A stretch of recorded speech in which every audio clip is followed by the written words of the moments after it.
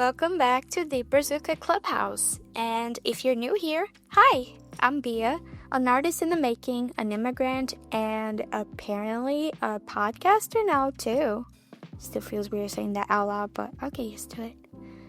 Today I wanted to talk a little about beginnings, about how starting something new often feels kind of messy, not polished, not clear, just a big jumble of excitement, fear, and all of those what ifs.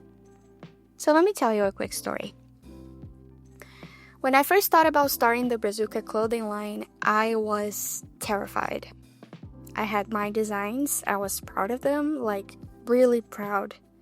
Every little line felt like a piece of me, but they sat in my notebook for ages.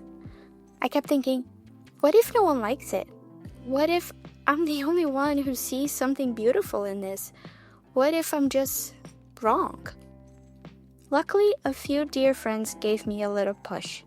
They told me how much they wanted pieces that actually felt like them. That's how my bestseller, the Brazuca tote bag, came to life. After that, I posted in a Facebook group full of Brazilians living abroad, people who just wanted to be seen. Big shout out to the au pairs, by the way. You all were such a big part of that early support. I'll never forget it. The response was honestly really encouraging. Not because I suddenly made it overnight, I'm still very much figuring it out, but because it showed me that what I created resonated with people who felt a little like me. And there's this quote I love, start before you're ready. I think it's by Steven Pressfield. Honestly, I didn't fully understand what that meant until I lived it. I wasn't ready. I wasn't confident, I was scared, but somehow starting anyway opened a door I didn't even know I was allowed to walk through. And look, I'm not here to sell you a dream that everything works out if you just manifest it hard enough. Maybe it won't. Maybe some things will flop.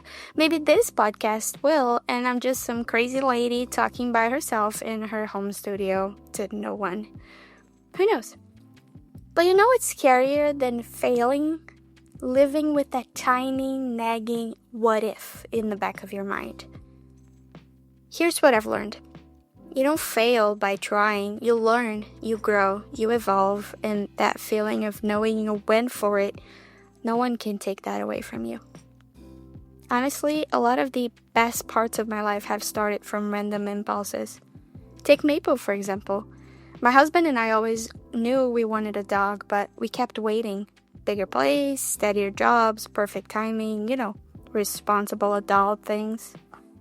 One morning during a hangry breakfast moment, because we didn't have maple syrup for my pancakes, I just looked at him and said, let's find our dog today. I'm a bit immediatist like that. And somehow we did. We drove through the first snowfall all the way to Lancaster, and if you're not from Pennsylvania, let me tell you, it's definitely a few hours away. We found her in a little chicken coop. She was in the middle of this huge farm. We brought her home with almost no preparation. The first night was mess. Pure improvisation. The name, Maple seemed obvious after the whole syrup meltdown. And honestly, fall is our favorite season, so it just felt right. I'm not saying you should always be reckless. A little planning never hurt anyone. I'm a huge list maker. I research, I overthink, and then eventually I jump. But the important part? You have to jump. If you're waiting for the perfect conditions, the perfect idea, the perfect confidence, you wait forever. Start messy, start unsure, start with trembling hands if you have to. Just start. If you're scared of what people think of you or what they're gonna say, let me tell you another secret. They'll say it no matter what you do. So, don't listen to it. I wish I could tell my younger self, you're going to be so proud of yourself, you're going to have so much fun, it won't be easy, but you'll be worth it. People often think I'm shy, and okay, I am at first, but once I'm comfortable, good luck getting me to stop talking, hence, a podcast. Being an immigrant taught me this too. If you want something, you have to chase it. No one's handing out blueprints. I'm proud of every messy beginnings I've had. Moving abroad, starting Brazuca, learning to create even when I was scared. These days, I still overthink everything, don't get me wrong, but now I have a method, a flow, a little more confidence that even if it's messy, it's still worth doing. I'm still learning something from it. So if you're holding on to something, an idea, a dream, a tiny whisper of, maybe I could, this is your sign. You can do it. It'll be messy. It'll be imperfect, but it will also be yours.